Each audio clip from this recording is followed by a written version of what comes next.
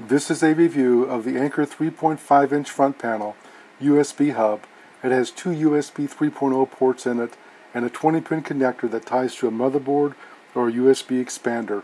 The cable that comes with it is 23.5 inches long. Inside of the box, you'll find the hub itself, which is nicely designed. Of course, as I've said, it's 3.5 inches wide.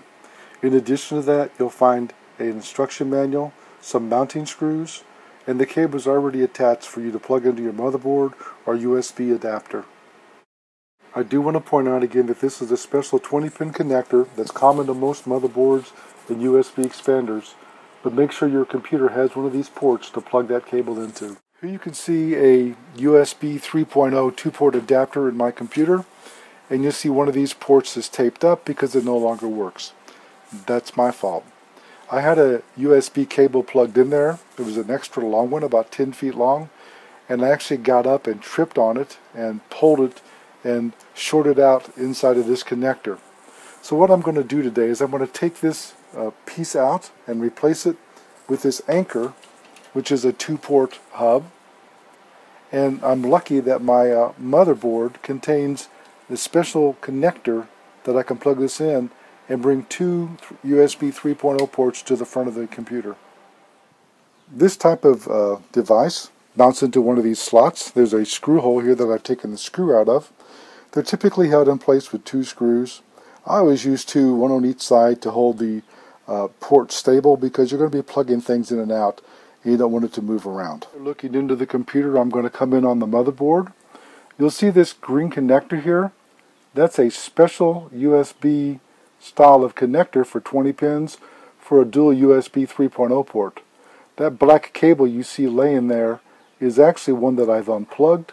That's the original one, and that's where I'm going to plug in this new Anker USB 3.0 hub. Here you can see my old port and the new one from Anker. The new one is 3.5 inches and the old one's 5.25, so I do have to put some extra hardware with this to make it work. You can see the difference in the physical size. Here you can see a 5.25 to 3.5 inch port adapter. I'm glad I have one of these laying around, otherwise I couldn't install this. It does not come with the device. And you'll need one of these. There are several different styles.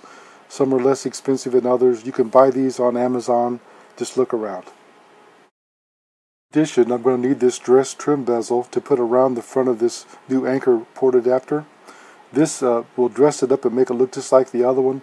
Fortunately, I built a lot of computers, so I have some extra hardware and I'm able to find one of these in my stock. Here you can see I put the Anker port adapter into the 5.25 to 3.5 inch adapter. You can see it sticking out quite a bit. That's normal because this adapter will fit deeply into the computer because it fits into a drive bay. Even though it looks a bit funny here, you'll see when it's installed in the computer it will look quite nice. Here you can see I have the port adapter sitting into a drive bay and I'm ready to insert it in the computer. You just slide it back and carefully guide the wires and make sure they're not pushing on any electronics, and it fits in nicely. Here you can see I've put in 2 screws, one on each side, to lock the hub adapter into place so it doesn't slide back and forth when you're plugging and unplugging cables. I don't tighten down these screws until I line the front bezel, and then I tighten them down firmly so it doesn't move around. You can see I've tightened down the screws and I've got it all flush so it looks nice like it came from the factory that way. Point out that this plug that you plug into the motherboard or to your USB card is keyed. And there's a key there on the top, so make sure you plug it in the right way. See, I've got the cable plugged into the motherboard and I'm ready to go. You can see I've got the installation complete. I've got 2 USBs plugged in. One is an iPad Air and the other is for an iPhone 5S, and they're both syncing up here. You can see the iPhone 5S syncing through a battery case. So both ports are working fine. I didn't have to install any drivers or anything. I do want to point out that whenever you work inside your computer and you're reaching inside and touching the motherboard and potentially accidentally touching other things like memory sticks and all, always touch the case first to discharge any static electricity. Excellent product. It was easy to install.